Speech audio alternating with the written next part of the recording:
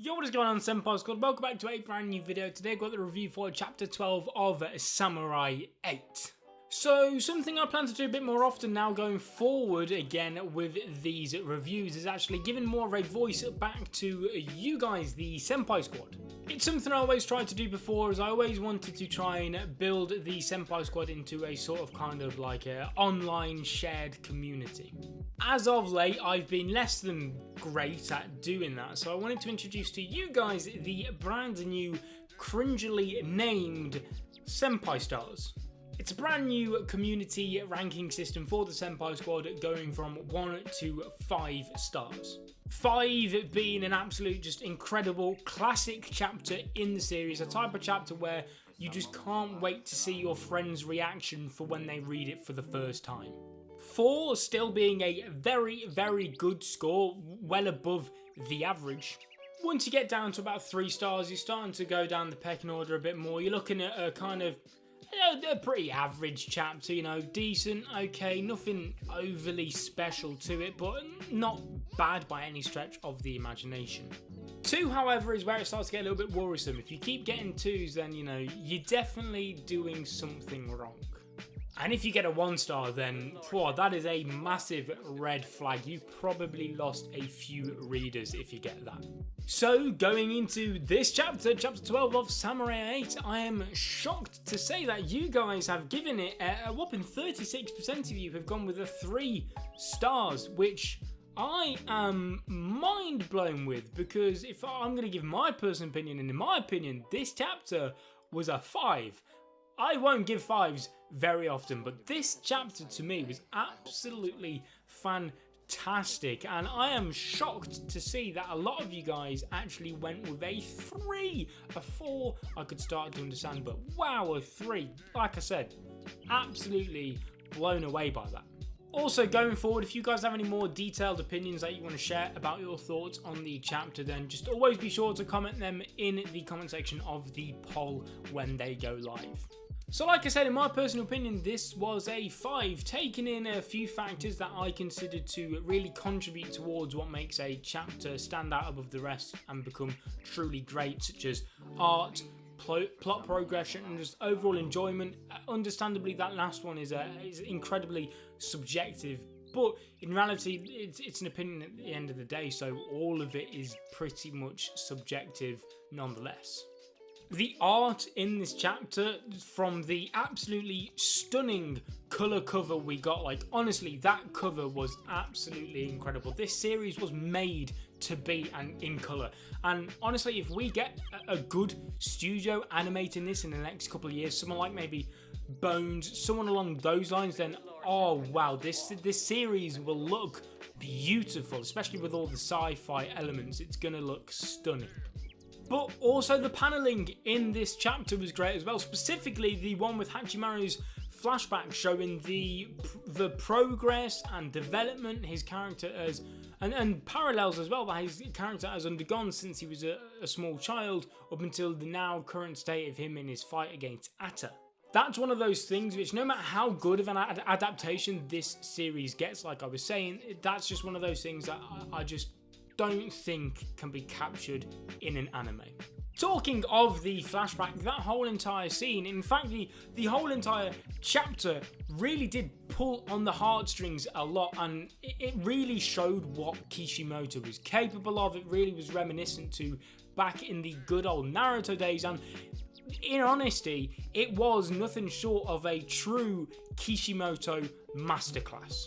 The father of Hachimaru is a character which I've really come to enjoy, and honestly grow an emotional bond with over time since the beginning of the series, despite not actually seeing much of him. And whenever we do see him, it's mainly been from Hachimaru's perspective, but seeing him in the critical condition he was in this chapter, it made me feel some sort of way. Like, honestly, it's been 12 chapters, and it's only really been this chapter which has solidified and made me actually realise how much I actually cared for his character, because prior to this chapter, I was just kind of like, I enjoy him. It's father and son bond, it's emotional, of course, but seeing it in this chapter really brought to my attention how invested I actually am in their relationship.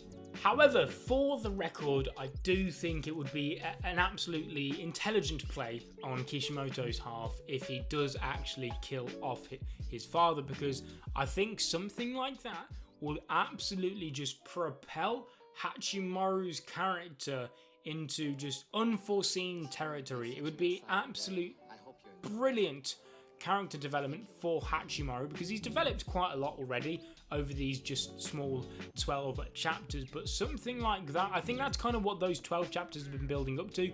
We've been having this relationship between the two of them, and it's been from his father's half, it's been nothing but trying to keep him safe and love, but from Hachimaru, he feels kind of like trapped and withdrawn away from everything else and just wants to go out and explore. And it's been a very conflicted relationship, but at the end of the day, it's all still built on the love they have for each other. And I think if he dies, then Hachimaru will come to realize all that. And I mean, you guys can picture it already, I'm sure. It's something which I think is bound to happen at some point, and I think now is the perfect opportunity to do it, considering this series isn't going to be as long as Naruto, roughly around 10 volumes, as per what Kishimoto said. So he's not got as much room to play with this time around. So I think now is the best time than ever to do it. The combat as well in this chapter was absolutely fantastic. Seeing the samurais using kind of like weaponry such as guns, which is interesting. We've had quite a variety of weapons already displayed in this series. I can't wait to see some others, such as like I've said before, on different cultural weapons as well, like maybe like bow and arrows, crossbows, all of those type of things. So that'll be interesting. And one thing that really stood out to me right at the end of this chapter as well was Atta, when he was talking to Hachimaru about, you know,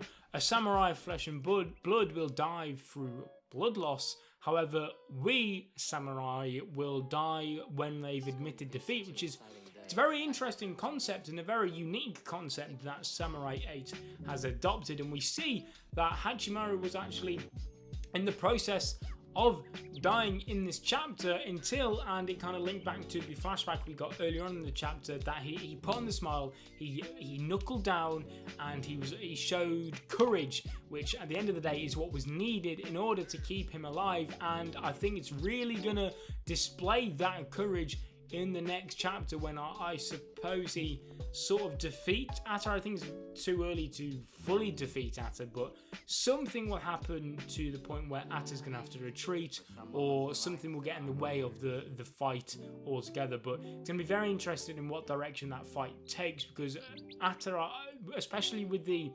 indirect connections he has with Hachimaru through Hachimaru's father, it feels way too early to just sack him off for the rest of the story. So very intrigued to what Kishimoto actually has planned for that. So in the space of just a few chapters, Kishimoto has managed to completely change my perspective on Samurai 8 from what was once just a slow moving manga which had potential, and Kishimoto, I firmly believed, was using his name to his advantage in order to use this time early on in the series to build up a slow progressive start that would have a large payoff later on down the line. However, in these last, I'd say like 2 chapters, that has completely changed in my opinion, and he's gone from 0 to 100 real quick. I mean, it was what, a couple chapters ago when we got introduced to Atta. Well, it's a bit more towards the beginning when we were firstly introduced to Atta in some way. He got a panel where his father kind of got scared of the thought of him. Something made him think of Atta. And then we were finally introduced to Atta in person when he like destroyed a moon or a planet, and then he took down, I can't think of the exact title that the character had, but kind of like this big king prince, very, very strong and highly thought of individual in the samurai hierarchy, and he managed to defeat him with relative ease. And now he's here, probably killing Hachimaru's father and almost killing Hachimaru. So all that's happened in the space of just a few chapters. It's actually crazy when you think about it. So I cannot wait for the next chapter of Samurai 8. Like I was saying, it's going to be fantastic. Very, very intrigued to what Kishimoto does with this. Leave all your thoughts and opinions in the comment section down below. Leave a like on the video as well if you enjoyed. Subscribe if you're not already to become a member of the Senpai Squad. And I'll be seeing you guys in another video. But until then, peace. 執着の血を焦がす寡黙な炎、おびき寄せられた神々の化身、恐れを知らぬ剣が貫く。目指す場所とはまだ見ぬ定め、近づいてくる決戦の時。